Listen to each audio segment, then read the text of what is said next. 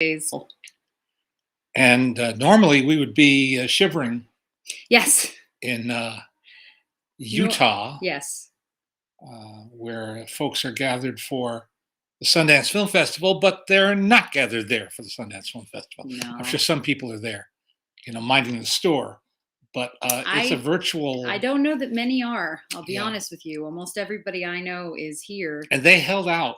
They did. They held out. Let's wait until everybody's joined us, and then we can do that. Hello, everybody. Hello.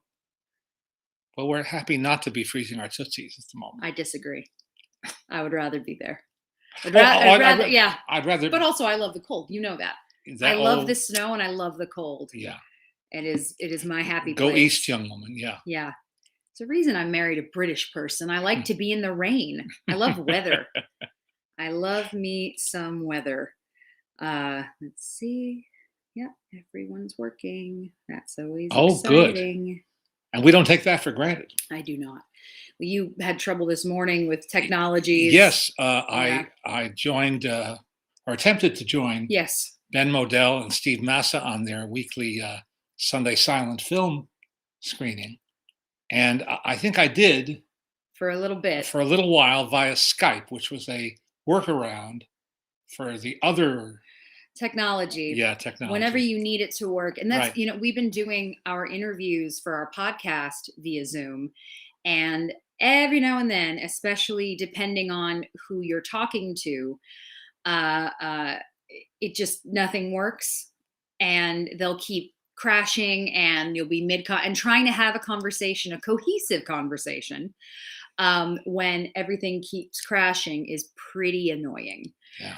And we just had I forget who we were speaking to because my brain is blurred yes, at this point. Yes. Kept going dead. Who was it?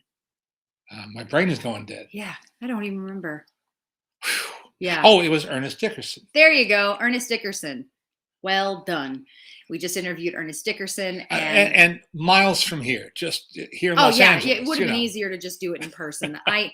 We're trying to do things in person if they'll let us. The other night, at my second class of the semester at USC, which was also online, we interviewed the costume designer of Power of the Dog in Auckland, and that went swimmingly. It's just technology. You just never know.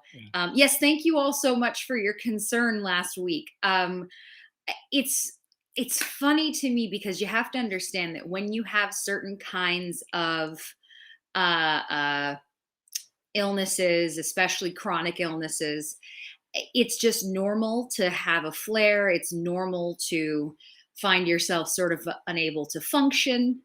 So when I had my dad post and say we couldn't do it, I just had a bad flare that morning. So I was swollen and I had rashes and stuff like that.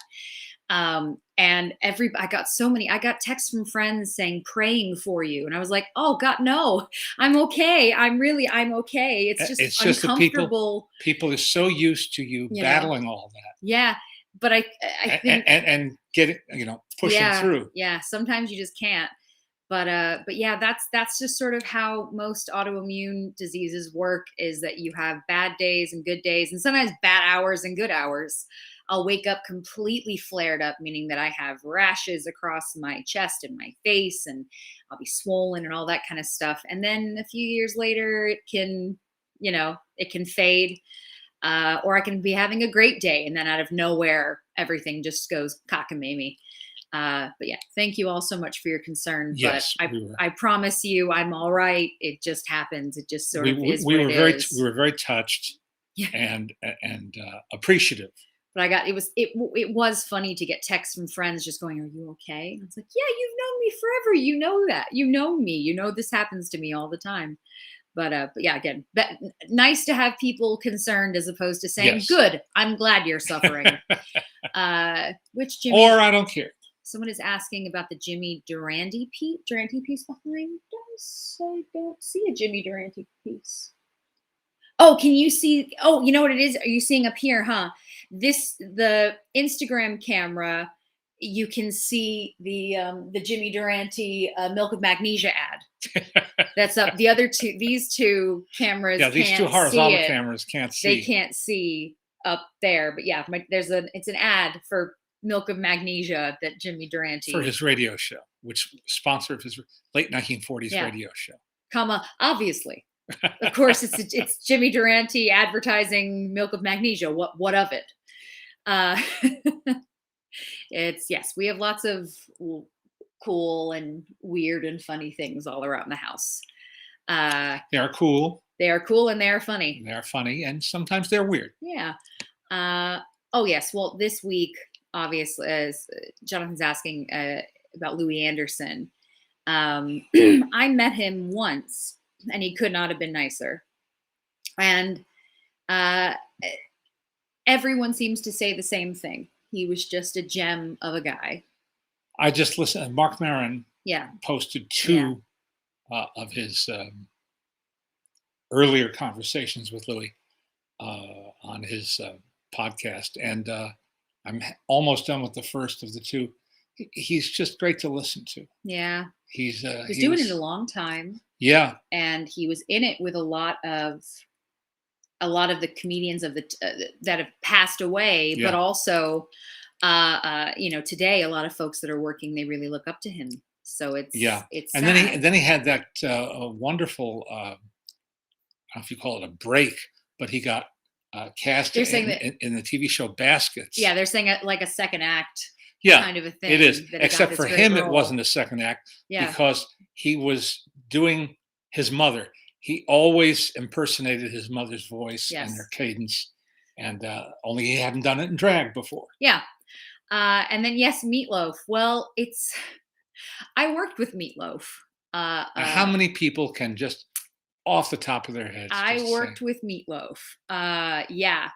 That was an experience. I will tell you that was an experience. I've never seen a person drink that much energy. He drank so many energy drinks and espressos. Oh, yes, he had PAs running too. I don't. To local coffee. I'll be honest with you. I was worried about him because he had so much of both. In an hour, he could have 4 or 5 espressos and 2 energy drinks. And I was just like, oh my God, oh my God, oh my God. And I very nearly went on tour with him in Europe I was doing wardrobe. That's how I worked with him. I was doing wardrobe. And let me tell you, dressing Meatloaf, that's an entertaining thing to get to do. But yeah, that was a trip. You've done a lot of things, haven't you? I've done a lot of things, yes. For someone who never sort of settled in one career path, you've done a lot. Well, I wanted to settle on one career, but there were 2 careers that I liked, which I love. I love art department. I love the art department, and I love costuming and wardrobe and stuff like that. And she's good at both of those things. Thank you. And I would have continued with both, but my health just kind of. Again, unfortunately, you need to be reliable, and I am not. Physically speaking, mentally very reliable. Yeah. Physically, so not instead, reliable. You chose the life of an itinerant film critic, right? Yeah. Or no, you didn't choose. No, I just next job talk show host. Yes, that would be an interesting. I love interviewing people. I really do enjoy it. I love learning about people. You have what is imperative for a job like that. You have a natural curiosity. But it's true. I am naturally curious. You've known me a while. You know that about me. Yes. I am naturally curious. Hello from Glasgow, Scotland. Hello. Oh, hello. One of my favorite cities, the most incredible architecture. As anyone has been there will tell you, the architecture is a knockout. I think we mentioned that last time when you said hello. Yeah.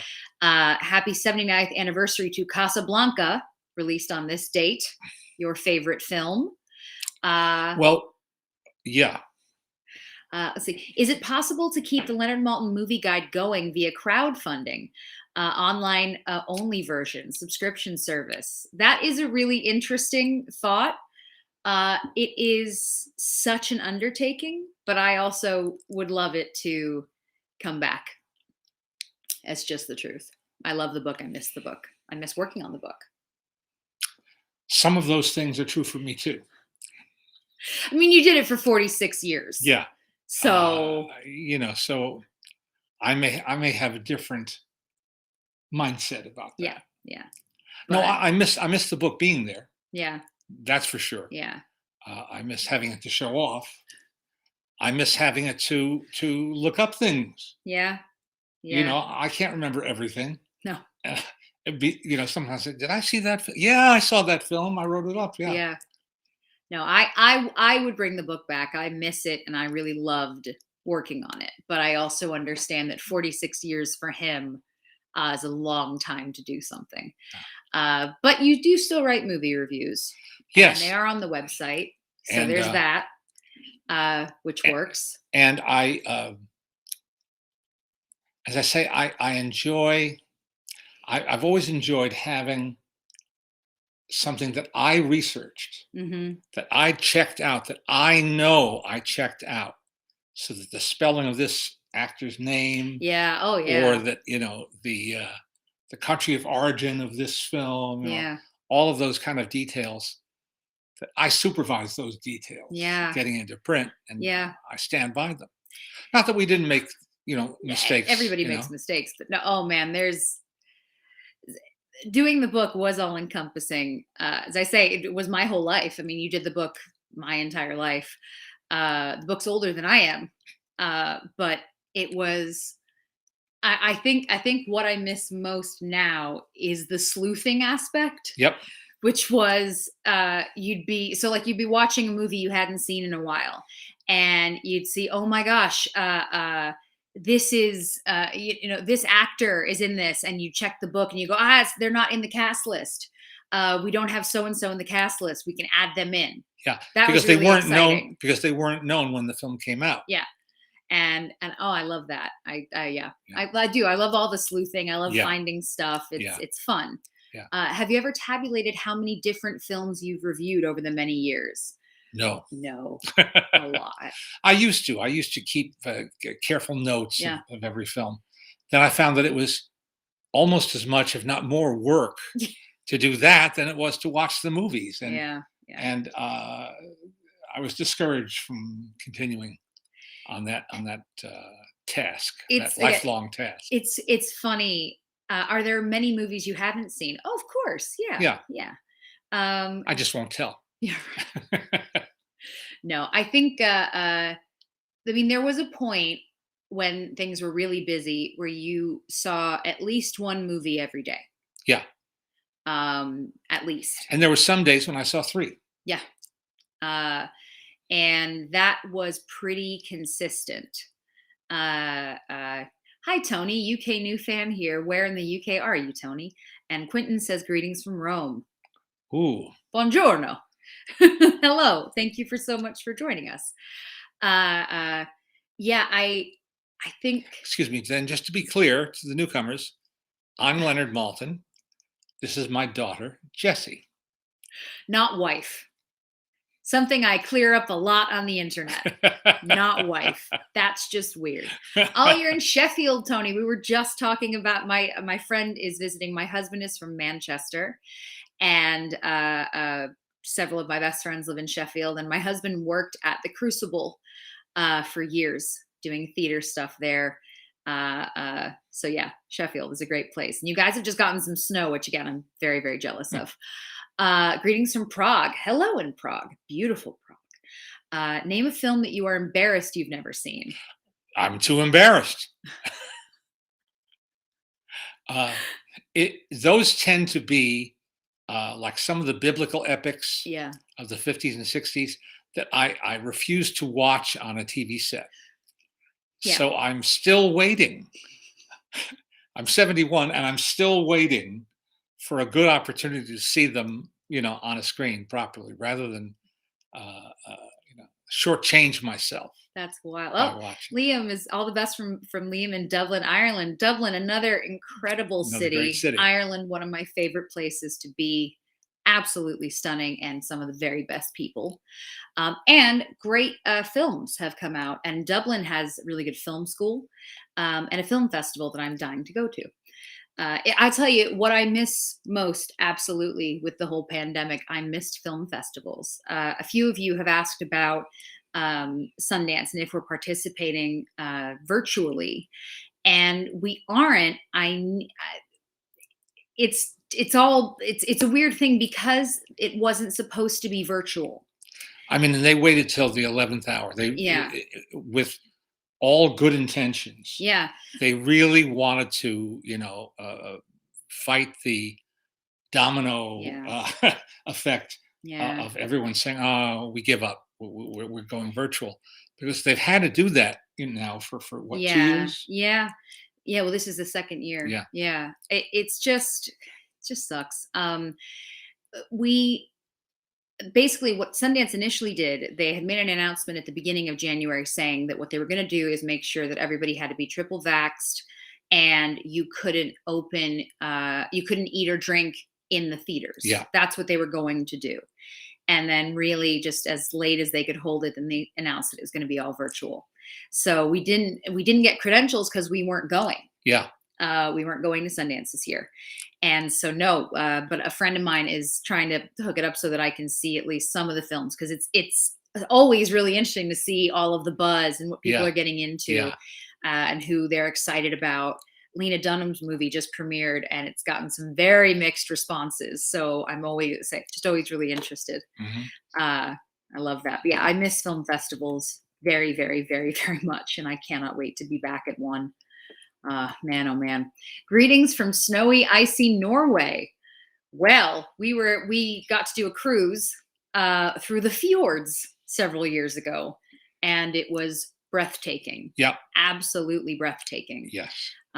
We're lucky. We've traveled a lot as a family. Mm-hmm. And we were on the Queen Mary. Yeah. The enormous Queen Mary. And in some of those cities, some of the fjords, we were just getting through. We just barely had enough room to dock there. Or the ship was the same size as the city, which was very amusing. And we saw lots and lots of trolls. But yeah, we had a wonderful time. Norway's incredible. What's your favorite football team? Can you name a football team? No. Well, I probably could. New York Giants. There you go. That's a football team. LA Rams. Well done. Yeah. That's two. You just listed two teams. That's very exciting for you. That's about it. Yeah. When I was a kid, I liked to follow the Raiders, just because I grew up in LA and I followed the Raiders. But I don't know football. I don't know. The only sport that we follow is hockey, because my husband loves hockey, so he's gotten me into it. That aside, my favorite football film is probably Harold Lloyd's The Freshman, which is excellent. Yeah. Lars is asking if you've seen The Worst Person in the World. You have? Yeah, just saw it last week. And the actress won Best Actress at Cannes this year. And I didn't know anything else about it. Deliberately didn't didn't see the trailer or anything like that. I was a little underwhelmed. I was a little underwhelmed by the movie. It's not bad. It's not uninteresting. Yeah. But I didn't take anything away particularly from it. Yeah. It's yes, football as in American football, as opposed to football, which is the proper name for soccer. Sharon Moffat died. Mr. Blanding's Bill's Dream House, the body snatcher. Yep. Yes. Sorry, rest in peace, Sharon. And Lemieux, what's her name? She passed away. Mimieux. Oh, Yvette Mimieux. Yeah.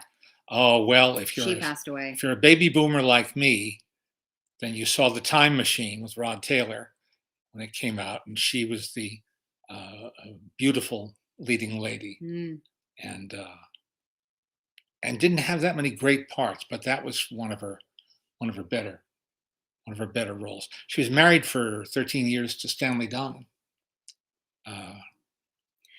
which is a feat in and of itself. Yeah. Anyway, too many people. That's awful. Losing too many people right now, and I don't have the don't have the capacity to deal with it. Carol says, "Good evening from Glasgow, Scotland. I wonder if you and our other new Glasgow friend hang out." Rereading the RKO story, which I got when it was published in 1982, any idea why the backlot was called 40 acres when it was, in fact, about 29 acres? No, I don't. And I don't think anybody really does.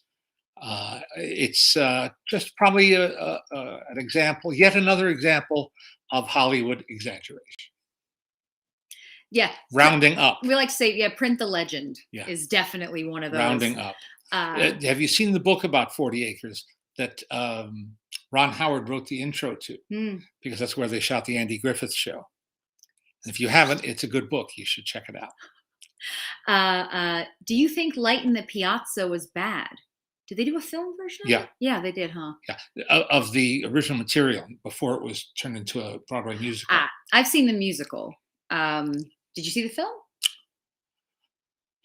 If I did, it hasn't stuck. A long time ago. No, it's stuck. Olivia de Havilland's in it. It's got a very good cast. What do you make of Armand White? I don't know. I don't know who that is. So tell us more. Leonard, what do you think of Some Came Running, 1958?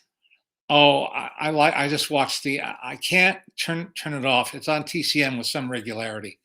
And the closing set piece at the carnival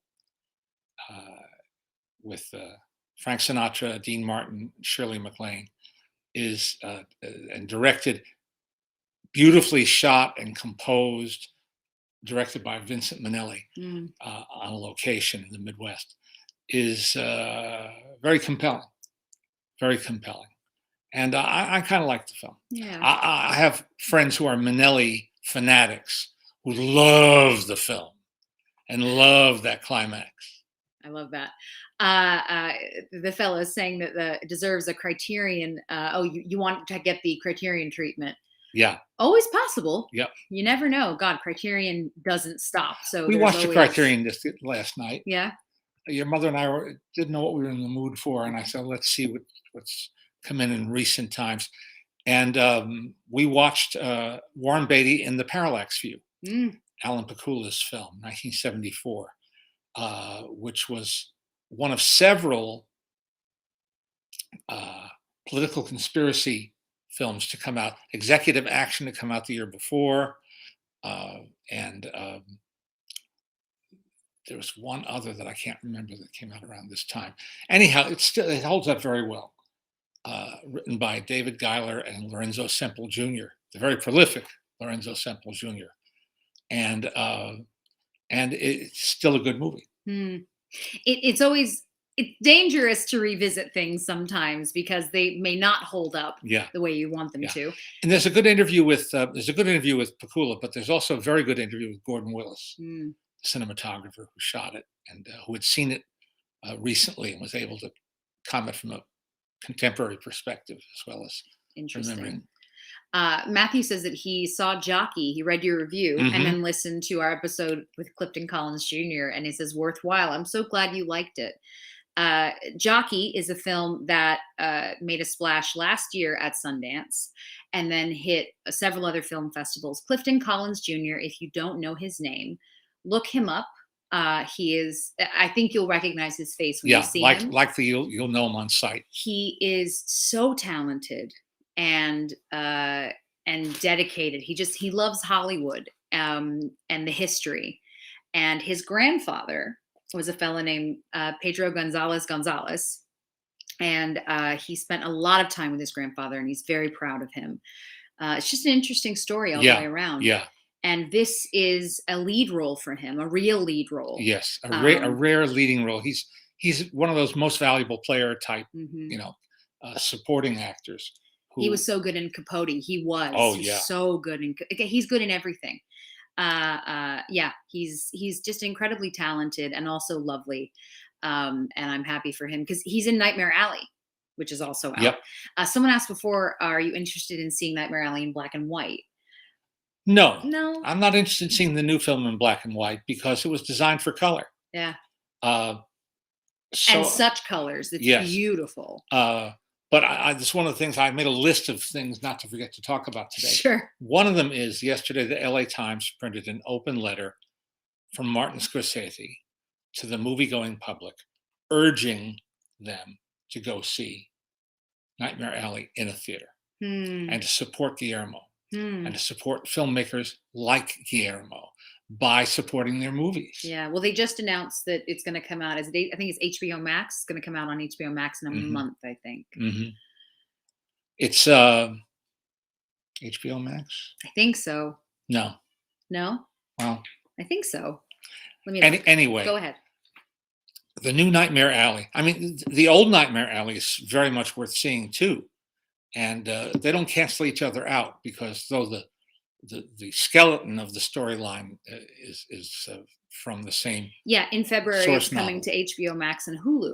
Okay, and that's where most people will likely end up seeing it. Yeah. But if you have a chance to see it in the theater, it's so lovingly and exquisitely rendered. Yeah. The art direction, production design, cinematography, all of it. Yeah. Locations, use of locations. And if you're interested in any of that, we had a great chat with Guillermo del Toro. We've known Guillermo, and I can't believe this, but we've known Guillermo for 20 years. And we met him in Telluride at the film festival 20 years ago. He has not changed. He is hilarious and kind and, honest to God, one of the most intelligent people I've ever met in my life. So it's overwhelming how intelligent he is. And articulate and eloquent. See, there's articulate and then there's eloquent. Yeah, next level. He's next level. Yes, he is. And English not being his first language, you wouldn't know. All the more impressive. You wouldn't know. He's a poet, and being with him is such a gift. But can you imagine Scorsese taking the time and effort to write a letter exhorting moviegoers to buck the tide? Yeah. Stay safe, of course. Yeah. But buck the tide and go see a movie. Wear a mask. Yeah. We did. My husband, my mother-in-law was visiting, and the three of us went and saw it. We went at like 1:00 on a Tuesday, and nobody was there, which is ideal. And we saw it, and I'm so glad that we did, because that's definitely how it was meant to be seen. Ryan, our friend Ryan, is asking, do you think HBO Max is the best streaming platform? I think it's the worst. We can't get it it's the worst. We can't log on. Yeah. It doesn't. No, we can. It just takes 7 years to load. Your mother, yes. Well, we can't wait the 7 years. I know. Your mother's not that patient. I am well aware of that. And we tried to watch something the other night, and it just would not. It is load up. Of the platforms, it's the most annoying. Yeah. And works the least. And no, I think, to be honest with you, the easiest platform I think is Netflix. I think it's the most direct. It's the simplest one to maneuver. Hulu can be a pain. Amazon can be a pain. Never had an issue with Netflix. Never. And it's really useful when they send screeners, because it just appears in your. This is so smart.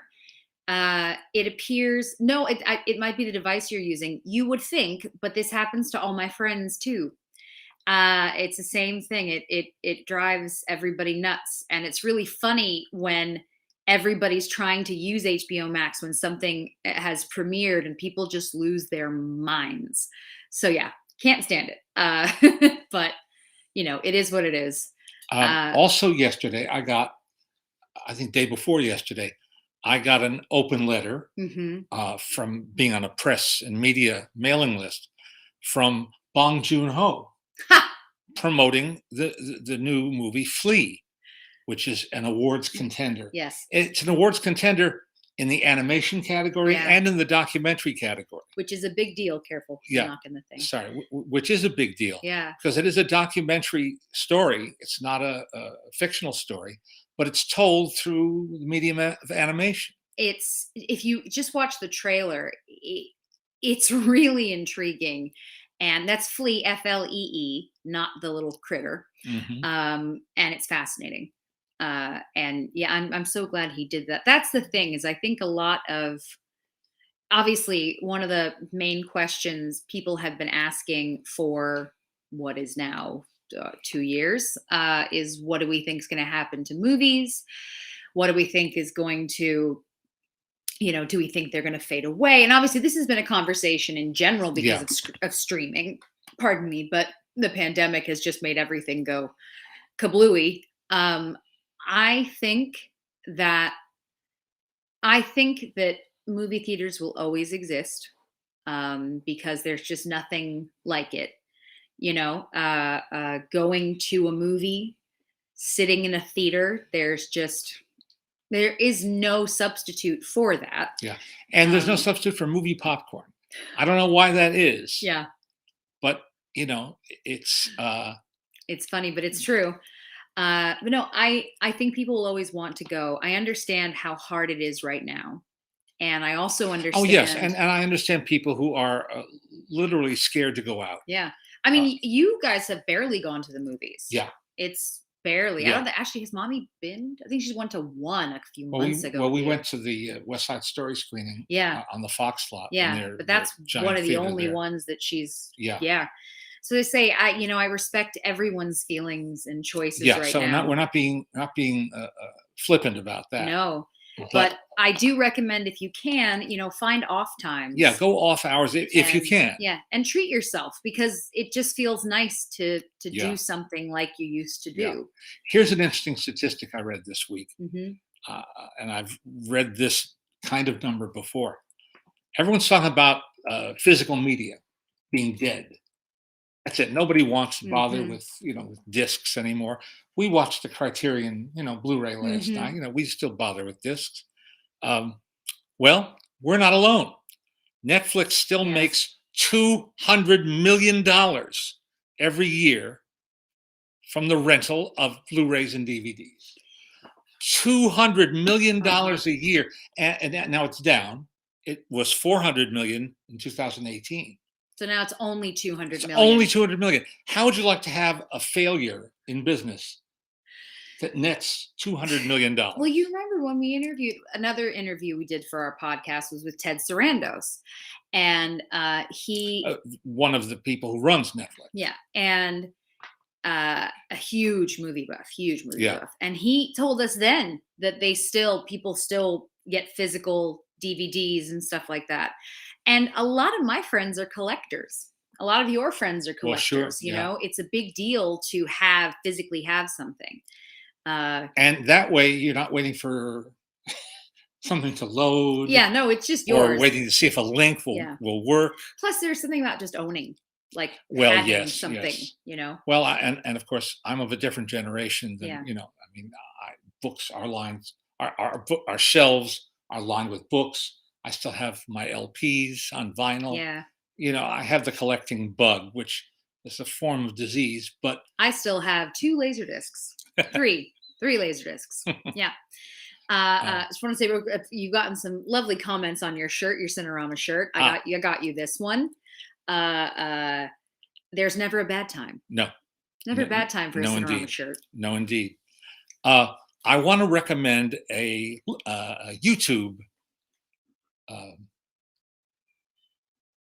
Not a site, but a movie, a 10-minute YouTube piece, a video essay. That's what it is. It is a video essay. Okay. It's the latest video essay posted by my friend John Bengtson. John Bengtson occupies a special place in my heart and in the world of film history. He has become the world's foremost sleuth of locating movie locations, particularly those used by Charlie Chaplin, Buster Keaton, and Harold Lloyd. He's written one book each on their work with then and now photos. But now, in the age of computers, and he's getting better computer graphics, he's really going to town. His newest one is you just have to go to Silent Locations by John Bengtson, Bengtson.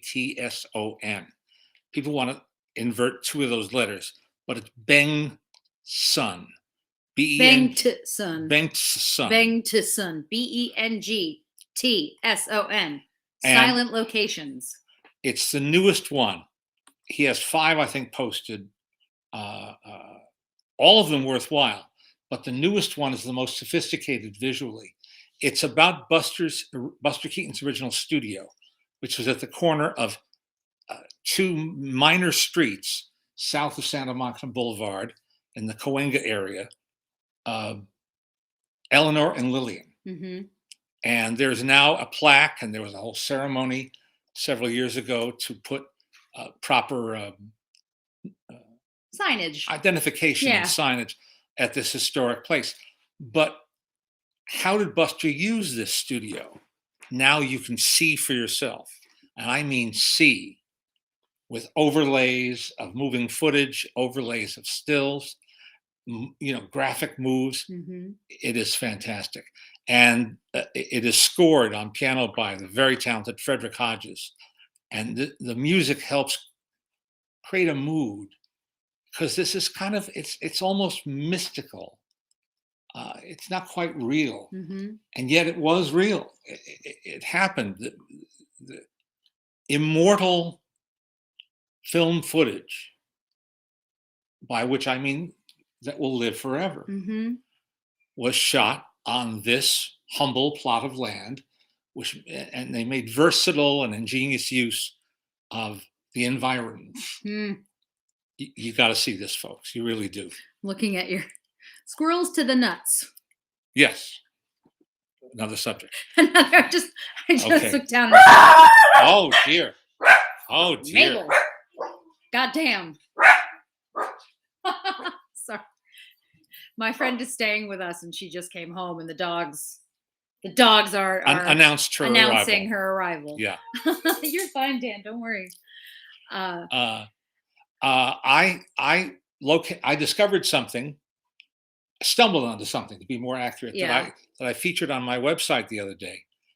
I found a film called Evenings for Sale from 1932 that I'd never heard of before, and neither had any of my friends. And it's 62 minutes long, made by Paramount, with Herbert Marshall, Mary Boland, Charlie Ruggles, all familiar names to fans of that period, and an actress whose career never really took off named Sari Maritza, beautiful young woman. And the highest compliment you can pay a movie of this period is that it glimmers like an Ernst Lubitsch romantic comedy. Well, that's what this pulls off. Lubitsch was the master of that kind of filmmaking. And this comes close. And if you go to my dad's website, leonardmaltin.com, you will see this piece that he wrote about it, and you can find it that way. You can get the link that way. And you can watch it for free. Somebody posted it on YouTube. Yep. Not a perfect copy, but a watchable copy. You can watch it. That's what matters. Yeah. The Castro in San Francisco is dropping their repertory film format and will only be a live music venue. Your thoughts? It stinks. Well, my thoughts are one of alarm. Yeah. But an old friend of mine who's been on the Bay Area film and theater scene for a long time says the people who have purchased it are right-thinking people, and he feels confident that they'll work out something with the San Francisco Silent Film Festival and other special events like that. Fingers crossed. Yeah. Hi, Leonard. I'm writing my first book inspired by your movie guide series. What advice would you give to a first-time author? Run. No, I'm kidding. Get your money first. Yeah. Max Schulman, the humorist who wrote The Many Affairs of Dobie Gillis and a lot of other very funny books, Rally Round the Flag Boys, many other funny books. When I was a kid, I saw him on an author's panel on public television, and he was asked what is his advice for aspiring authors, and he said, marry money. Good advice then, good advice now. I think that it's important that you know that you have to do it for yourself. Yeah. And that fame, fortune, and all the rest are rare. And if you love it, then it's worth doing. Yeah. But you have to do it because you love it. That's really it. Because I don't know many authors who are successful enough that that's the only job they have. And if they are, it's a lucky thing. Yeah. So yeah, say it has to be. I figured out the first few books I did. I was a college student. Yeah. And I worked on them mostly during my summer vacation, also while I was cutting classes. But I figured out that the time that I put in to those early books, the great movie shorts, movie comedy teams, the Disney films, I would have done better working behind the counter at Arby's. Yeah. On an hourly basis. Like 17 cents an hour kind of a thing. Yeah. As I say, it has to be a passion. It has to be something that you love. I think Amazon uses Culver City Studios for filming. So sorry, streaming is taking over. Yeah. Look, this is the thing with streaming. It gives a lot of people a lot of opportunities. And so that's why we're not against it. It's especially because we love filmmakers. We love especially the indie filmmakers. We know how hard it is to make a movie. How expensive it is to make a movie. So when we hear what we hear about a number of these streaming platforms, offering sort of carte blanche, it's amazing. Scott Alexander and Larry Karaszewski are friends who have written so many good movies and TV miniseries as well. Yeah. They wrote Ed Wood. They wrote Man on the Moon. Recently, the O.J. Simpson series that was just done. And Big Eyes. Yeah. Very talented guys. Yeah. Their most recent feature is with Eddie Murphy. Oh, yeah. Dolomite. Dolomite is my name. Dolomite is my name. Which was for Netflix. Right. They brought that to my class at USC. And one of my students said, well, you guys have worked, for all kinds. For all and studios for and all that kind of stuff. What was it like? What was different about working with Netflix? And Scott said, well, they didn't break my heart. They left them alone. Yeah. They left them alone to just make their movie. And that doesn't happen. So they pitched the movie with Eddie Murphy. Yeah. And then they made the movie they pitched. Yeah. That doesn't happen. So as I said, that's why I appreciate Netflix as a company for that reason, because so many people that we know have made movies for them and been given big opportunities. Yep. So I'm grateful. Documentary filmmakers and narrative filmmakers and too. Netflix also is sponsoring a number of film festivals. Mm-hmm. They're putting their money where their mouth is in that sense. I'm so again grateful. I'm hearing that the Castro will do the festivals and some films. Yes, that is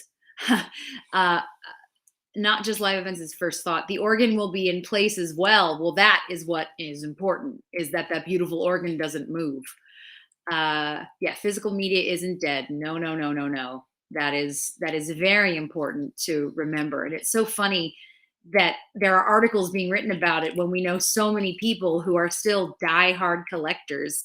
Hello. And people producing material. I mean, the fellow who runs Classic Flicks is, I think, on his 4th volume of beautifully restored Little Rascals shorts from the original soundtrack and picture elements. And he does before and after demonstrations of what his restorations have accomplished. Which is no small feat. Yeah. Mind blowing. Yeah. That's how good. And he and our old friend Kit Parker have collaborated on several ventures, including a new release of Louis Milestone's A Walk in the Sun, on which Alan Rhodey also worked, doing the commentary track. I haven't had time to crack open the shrink wrap on that one, but that's the next thing I'm going to watch. Catherine says that she just finished your new book via Audible, and it was absolutely fantastic. Thank you so much for making a recording of it. We'll definitely listen again. The stories are beautiful. Thank Well, you so thank you. You much. just made my day. Thank you very, very much. Yes, my dad's book has been out since October. We joke that we both had babies in October. Mine human, his hardcover and paperback. Mm-hmm. And audiobook. And audiobook. The first time he's ever done something like that, which is neat. Film Movements is a great streaming service for art house films. Yes, very much so. Hey, Leonard and Jesse. Hi. Hope you are well. What are your favorite Spencer Tracy movies? Captain's Courageous. Mm. Not everybody agrees. He won an Oscar for it, playing a Portuguese fisherman. And some people just, but I love that movie. Yeah. I love that movie. So many. Alice is very fond of Man's Castle, the Frank Borzage film with Loretta Young and Spencer Tracy. The Tracy Hepburn movies are great, great fun. We just revisited Desk Set not long ago on TCM. Very light, entertaining film. And Tracy makes it look easy. Bad Day at Black Rock. He makes it look easy. It isn't. It couldn't have been. He was a man with many demons. And he had to overcome them, at least enough to be able to function and do his work. Northwest Passage, it's rare to find a Spencer Tracy movie that isn't worth seeing. Yeah. The Last Hurrah. I'm a sentimentalist. That plays on that heartstring. Inherit the Wind, Me and My Gal. Yeah. The Seventh Cross, Adam's Rib. Yeah, you can go on. Yeah. There's a reason that he was who he was. Yeah. Jonathan, wouldn't it be great to have Me and My Gal on Blu-ray? All those films he made, early films he made for Fox. Looking for Trouble with him and Stuart Irwin is where they used real footage of the Long Beach earthquake of the early 30s. Lots of interesting stuff there. Jonathan is asking, what kind of toys do you collect? Ha! Whatever appeals to me. Lots. Sometimes I'll see a little PVC, figurine for $3.99. And if it's well sculpted and brings a happy memory to mind, that's fine. It doesn't have to be a big or even old or elaborate, piece. We're picky about faces. If you get the face right, then it's good.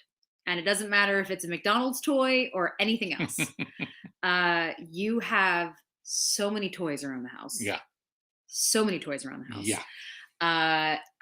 All-Star Custom. That is funny. All-Star Custom Figures is the person who who I commissioned to do your Funko Pop. Oh my. I had a little Leonard made and I needed to send it back to get fixed because his glasses broke.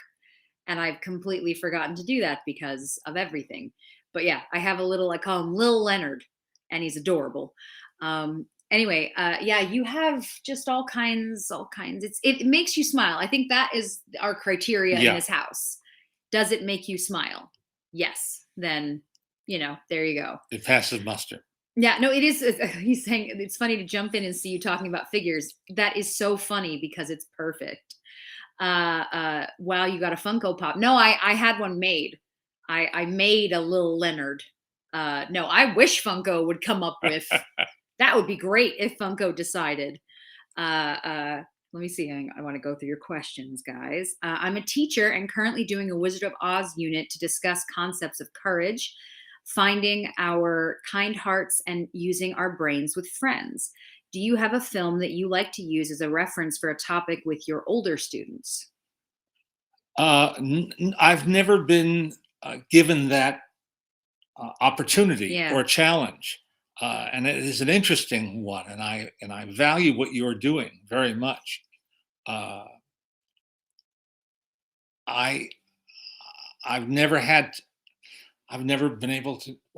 the chance to try that. Yeah. And it would be interesting for me to try. Yeah. I think that it's sort of like we talked about, why did people respond to Ted Lasso the way that they did? Because it's kind. Yeah. It is gentle. even when it's serious or it makes you cry or there's something there, it's because people needed and always need, but especially now, Mm-hmm. needed something that just felt good. All right. I had an interesting experience the other night. I don't know if I got to talk to you about this. Your mother and we had an early dinner, and we were up in the bedroom where we watch a lot of stuff on a big TV. And we wound up watching something we'd recorded off TCM called The Emperor's Candlesticks, 1937, with William Powell and Louise Reiner. And it's really a piece of fluff. It's based on a story by the same woman, the Baroness, who wrote The Scarlet Pimpernel. And what were they showing right afterwards? They were showing Frank Capra's "You Can't Take It With You," which I haven't seen in many, many years. And one reason I haven't is that I've never been that crazy about it. Of the Capra classics, it's the one I sort of have the least affection for, because it, it never spoke to me as clearly or as loudly as the others did. Well, I was wrong. I sat there and I watched this film, which is based on the Pulitzer Prize-winning play by George S. Kaufman and Moss Hart about the very eccentric Vanderhoff family, a house filled with the screwballs. Ann Miller, then 15 years old, dances around the house in a ballet tutu, and her mentor is everyone drops into the house and then stays. Misha Auer is a Russian, very pompous Russian guy who coaches her on her ballet. Doug Taylor is her husband, who plays the vibraphone. Two older gents. One of them played Jimmy Stewart's father many years later, and It's a Wonderful Life. They create and set off fireworks in the basement. It's full of all sorts of oddballs, and presiding over them all is Grandpa Vanderhoff, played by Lionel Barrymore, the man who played Mr. Potter in It's a Wonderful Life. The resolution of this story is so unlikely. It's so unlikely is the word. It's so incredible, defies, belief. But you have to believe it for the movie to work. No surprise, Edward Arnold is the bad guy, as he often was, and it turns on him being humanized. Finally, he's Jimmy Stewart's father. Jimmy Stewart sees the world in a different way than his father does. Capra knows how to make this happen. Capra pulls it off. I was in tears because it spoke to me emotionally, not logically, but emotionally.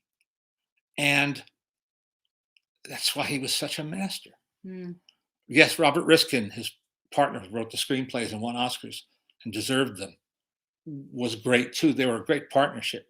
But Capra has that human touch. It blew me away. So I was so moved. Kyle says, "Hi, Leonard and Jesse. I'm seeing Casablanca today in the cinema with my dad. It's his favorite film.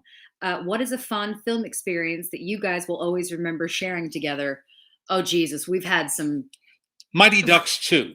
We had some Mighty Ducks 2. She was 9 years old. We went to a Saturday morning screening at the El Capitan Theater on Hollywood Boulevard. Jesse had a wonderful time. That's not where it was. Yeah. No, it was on Wilshire. I remember. It's by the one by the cemetery. Okay. I remember exactly where it was. Yeah. I remember it differently, but that's okay. Yeah. He came out, Jesse's, cheerful, chipper, and all that. And she said, "You enjoyed that?" I said, "I enjoyed the fact that you enjoyed it so much." And she finally saw through my facade, and she says, "Didn't you like it?" And I said, it doesn't really matter if I liked it, honey. I liked getting to see it, but I love the fact that you enjoyed it so much, and it's okay for us to disagree. That's why I remember that morning. I have no memory of that. A look came over your face that I've seldom seen before or since. It's okay for us to disagree. It's terrible, but all the ones I think of are the terrible movies we saw together. Is the first thing that comes to my mind, are all the awful movies that we saw. Obviously, I'll never forget the Huck Finn running out of the theater. That was a whole other thing. But oh my God, the number of times we've watched god awful movies together. Or so many times we've seen inappropriate. Oh, well, that's the worst. Pedro Almodovar's Talk to Her. Here's the thing. We don't know why, but for some reason, we always end up seeing really inappropriate. We don't know. It's like film festivals and whatnot. We see stuff that's totally inappropriate. We see it together. And we have to both just eyes forward, pretend it's not happening. Because this has been since I was a teenager. That we'll watch something and go, why of all things, why? Have you ever seen Young Adam? Oh God, just all these. Yeah. So the first thing that comes to my mind are all the really terrible movies we saw together. I think of when we saw Spun and it was just you and me. Because the thing is, sometimes we go to screenings, there were times that were set up just for you. So just the two of us. Because normally, obviously, you don't talk in the theater. But if it's just the two of you, you do. And oh God, those moments. I think Black Swan will be one of the funniest that's ever happened. Oh yeah. Which was that we're sitting in the theater in Telluride at the film festival. We did not first showing. Yeah. First showing anywhere, I think. It's one of the few times I wish we would have seen trailers so that we knew what to expect. And the way we always describe it is that at a certain point, we looked at each other. As if on cue, we turned and looked at each other and gave each other the Springtime for Hitler audience. That's how we always describe response. It. If you've seen the original producers, if you've seen the producers and you've seen the audience's reaction to Springtime for Hitler, that was us, just both going. And I think the last time we had that was when we were in Vancouver for the film festival, and we were watching Under the Silver Lake or whatever it was called, and again had that moment of just going. So yeah, those are my memories. We've had lots of wonderful memories seeing things in theaters. Yes, many happy memories too. But the bad movies are the ones that stick. We walk out and we're just both angry, or we're like, what? Why? What was that? And then you get in the car and you're getting more amped up that you're so annoyed you had to sit through this. Anyway, that is many movies seen together. And second, glad Jesse's better. Thank you. I was watching Ben Modell's show and was interested in the background in the room where you were. Were you upstairs? Yeah. First is that autographed Hoppy pillow. Yes, he has a Hopalong Cassidy pillow upstairs in his office. It's a facsimile signature. Yeah. And then a framed cell of Bugs Bunny on the wall, the slick hair. And he was just intrigued by all your stuff. Yeah, his office is really cool and full of things, is the best way I can describe it. Yep. Like the whole rest of the house. Can you tell us about the Maltin Modern Master Award? Absolutely. Just announced this week. I have been hosting these evenings for the Santa Barbara International Film Festival for 30 years, something like that. More than that. I lose track. More. It's an award evening that encompasses a full evening on stage with the guest of honor, where we review his or her career and show film clips. And I try to make it seem as intimate as possible, though we're actually in a huge movie theater most years. And they have setups kind of like a living room type setup to put the guest at ease. Yeah. And I've had wonderful experience and conversations there. Everybody from Jodie Foster, Anthony Hopkins, Sean Penn, Clint Eastwood, James Cameron, Will Smith, Kate Winslet, Kate Blanchett, which was a great one. My favorite part of Kate Blanchett was pregnant, and she asked if it was okay that she kept chocolate in her pocket so that she could eat while she was on stage. And we were like, Kate Blanchett, you do whatever you want. Yeah. You eat that chocolate, you do as you please. Clint Eastwood. That which was a wild. Leonardo DiCaprio. A lot. George Clooney. Yep. So several years ago, the festival artistic director, the guy who runs it, a guy named Roger Durling, he asked, we talked to me and my mom, and he said, we want to rename the Modern Master. We want to rename it the Maltin Modern Master.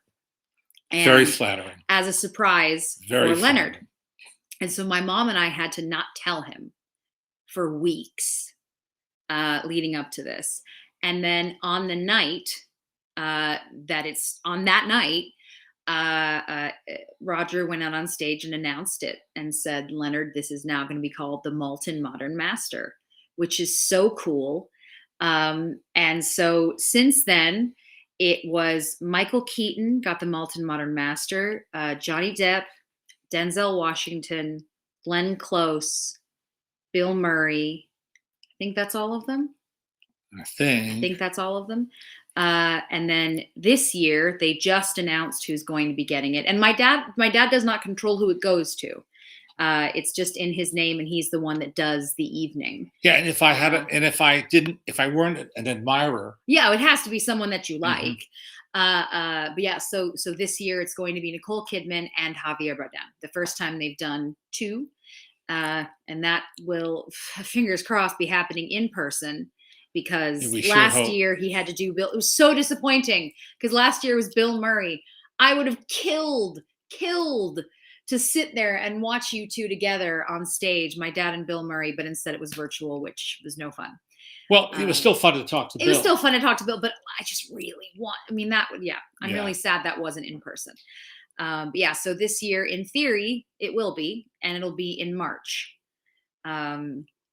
And if it's the normal way of doing things, it'll be at the Arlington Theater, which is beautiful, great old theater, done in the Spanish, Spanish revival style. As much of Santa Barbara is. Yeah. If you don't, Santa Barbara is about 80-ish miles from Los Angeles and north, and it's beautiful. Mm-hmm. The Spanish style architecture, all of that kind of stuff. It's beautiful, and this theater is gorgeous. Yeah. So as I say, fingers crossed times 1,000 that it happens in real life, because that would be wonderful. Yep. So yeah, let me just see if I can get through a few more here. I know this is interesting. I know it's probably different for everyone, but is there an appropriate age to stop watching grown-up movies in the presence of the wee ones? My 3-week-old daughter, Nora, and I would like to know. Yes, that's right. Nora, I remember you talked about it, that you just had her. Well, what do you think? You're the parent. I'm new at parent. What do you think? Well, as your daughter, Daisy, is only 3 months old. My daughter's 3 months old, so we're okay. 3 months old. So I think we're safe for a while. Yeah, a little while. Yeah. For quite a while. Yeah. I don't know when they start processing images and ideas. They see, I would say I was about speak of the tiny. She has been screaming. Yeah. My goodness, I could hear it. I have memories of movies probably from the time I'm about 3 or 4, when you would watch stuff in the house. So I would say that you probably have till about then. Yeah, somewhere in that range. I questioned this as well. I realize as I'm watching stuff and she's on me and I'm going, should I be watching this with my kid? Is that a bad thing? But yeah, I think we have a little time. But yeah, I would think that is sort of. Your mother wants to impose the no Three Stooges rule. Well, that's a given. That's a guess. Alice, I don't like the Three Stooges. Alice hates them. That's the next step. And my mother, really not a fan. But man, oh man. 1 second, let's see. I'm looking to see if there's anything else. Yes, a bunch of people enjoyed watching you today with Ben, even though it wasn't working. Good. But I'm glad that it worked at all. So grateful for that. Hand me, please, that Paramount. This? Yeah. I mean, my son asked me this morning, what is the difference between horror and thriller? I'm a bit stumped. I would say horror tends to be a bit more gory, let's say. A bit more graphic. Yeah. Not necessarily more gory. Yeah. But more graphic. And then I think thriller tends to be more about, psychological. The thought process. There may be no violence. It is just more in the head kind of a thing. I think that kind of sums it up. Yeah. What would you want to? Just wanted to show. This was a placeholder. What do you call it? Yeah, please. Placeholder for an exhibitors convention for Paramount. And what does it give a year? Oh, no. Yeah, James saying, I don't like the Stooges either, but the Marx Brothers, that's completely different. Oh, yeah. The Marx Brothers are the best. 100%. Okay. 1922, 100 years ago. Jesus. This is 100 years old. It's plaster of Paris, painted to look gold, and individually imprinted for a theater owner or the spouse of a theater owner who came to the Paramount sales convention. And like that. When theater owners were treated, were wined and dined, and when they had a real effect on a movie's release. When you as a customer would go to the theater and you knew the manager. Yeah. It's all a bit different, isn't it, guys? Just a bit. On the horror versus thriller topic, what about classic horror? Well, see, again, things shift, don't they? Right. There was a time when you didn't have to see something to be scared of it. And then you have now where you sort of get into something like Saw, where they're like, how far and how horrific can we get? Right. I mean, I prefer like the Val Lewton movie like Cat People, where nothing is shown. Yeah. It's all psychological. It's much scarier. Yes. Things that go bump in the night. I like ghost stories. I like, films that imply and infer. Do you remember seeing for crying out loud, the Sixth Sense? Mm-hmm. Do you remember when we saw that? Yep. We saw it at AMC up at Universal. Yep. And I think I was sitting with Mia maybe. Mm-hmm. And we wanted to sit a few rows away from you and Mommy because grown-ups, of course. And I remember when the big reveal happens and we all went, and it was such again, this is a moment when it's really cool to be in a theater with other people, right. Was to hear everyone react. And he has disappointed us ever since. I know, man. oh, Night, which is what M. Night Shyamalan goes by. Night, one time you did a really, really good movie. Yeah. And it is a really good movie. And I interviewed him then and was very impressed with him. Yeah. He talked about, trusting his actors to do long takes, trusting his material. He talked a great game and had just done it. Yep. Anyway, it's such a shame because I want to like what he does, and most of the time I just don't. Last thing I will say is a few folks asked about Peacemaker. I know you're not watching it, but I am, which is the new, it's on HBO Max, and it stars John Cena. It is James Gunn's new series about the character Peacemaker from Suicide Squad, and I really like it so far. I like it a lot. It's fun. It's fun so far. And that's what I like about that kind of, that's the superhero stuff I enjoy. I like when it's fun. It's dark. It's very dark, but it's so well. I mean, James Gunn is so talented, and it's so well written, and I'm really enjoying that. I can't get into Boba Fett. I want to, and I just can't. We're watching it anyway. I think my husband likes it. I will keep watching, but it's just not doing it for me. Ming-Na Wen is great. She's great. It's just, I don't know, it's just not holding me. I wonder, let me know if you guys have watched either one, if you've seen the new Boba Fett show, or if you've seen Peacemaker. As I say, I'm enjoying that. Your mother and I have seen previews of 2 upcoming series that I can't talk about yet. Next Sunday, I can talk about one of them. And like you got sent. Oh, you mean literal? I thought preview, yes. As in you saw stuff early. Press preview. Yes. Screeners, yes. I like Mandalorian much more than Boba Fett. Oh no, Mandalorian I thought was excellent. I like Boba. It's just, I don't know, Boba Fett's just not holding me. I want it to, and it just isn't. Lynn's saying the same thing. Ryan says he hasn't seen The Mandalorian. I thought The Mandalorian was really, really well done. It's tough, of course, once something becomes popular, because then you're watching it with the expectation of it being, if somebody's, it's great, it's the greatest thing ever. No, it's not. It's good. So, you can give it a try and see what you think. As I say, I liked it. I definitely liked it. There's a couple of new shows that are coming that I'm looking forward. Obviously, Gilded Age is tomorrow. I'm sure Mommy's excited about that one too. A couple of shows that look interesting. There's a new season of just Servant, which is M. Night Shyamalan's series on Apple, which I watched, which is not great, but is interesting.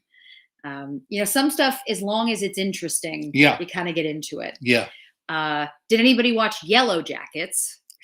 I did, and I finished it, and I'm really angry. I would love to talk to someone about Yellow Jackets, because my mom didn't watch it, and if she doesn't watch it, then I have no one to talk to about that show. So please let me know if you watched Yellow Jackets, because I would love to discuss. Anyway, as always, we will see you next Sunday. Thank you so much for joining us. We love talking to you. To our wonderful Patreon folks, thank you so much for your support. Your support means so much to us. And we will be doing another one on, like, the private chat we do on Patreon. We haven't been able to, because I was pregnant and then had a baby. But now that I'm getting some sleep, we're able to go back to that. So we will be doing that. But yes, the Maltreon, as we love to call it. Thank you for everybody, for your support. We appreciate it so much. Stay safe. Everybody take good care of yourselves. Be kind. Be kind always. And we will see you next week.